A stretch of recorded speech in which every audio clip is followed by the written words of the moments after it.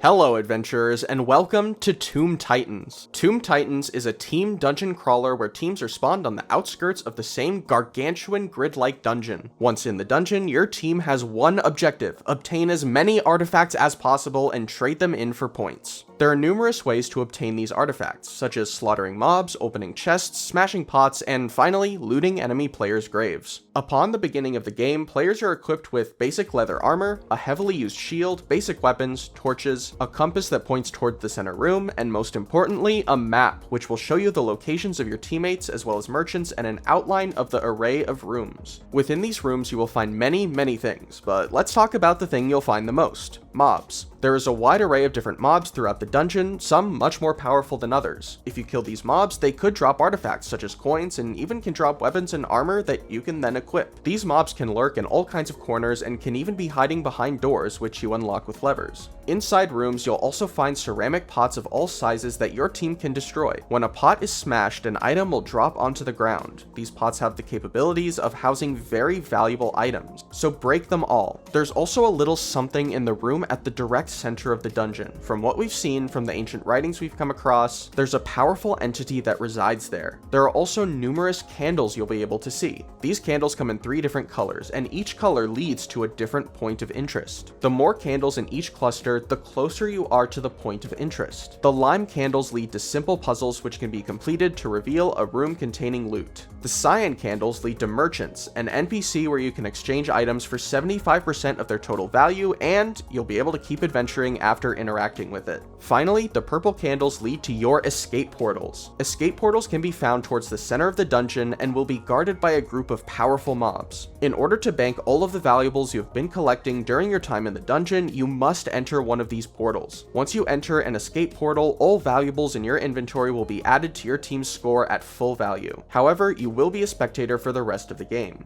Portals have no limit of how many players can escape through it. It's always good to know where one is in case you decide it's time to go. Do keep in mind that if you don't escape when the game ends, you won't be able to obtain any points from the artifacts in your inventory, as they will forever be lost within the tomb. When a player is killed by an enemy mob, a gravestone will appear at the spot where they met their end. The gravestone can be opened with a right click, and inside you will find all items that were in that player's inventory. If one of your teammates is eliminated, you can hold right click to resurrect them. If your entire team is eliminated, you will all be respawned at the original gate you started from with the same starting gear as the beginning of the game, but none of your artifacts from your previous lives. Tomb Titans also introduces a custom movement system. Sprinting is completely disabled, but base movement speed is increased. It may feel like you're sprinting when you're walking straight forward, but when you press your spacebar to jump, you'll notice you'll slow down tremendously. Natural regeneration is also slowed, so be careful when you decide to pick fights with mobs. And that covers everything for Tomb Titans. Will your team escape with riches, or will you surrender to the treachery of the tomb?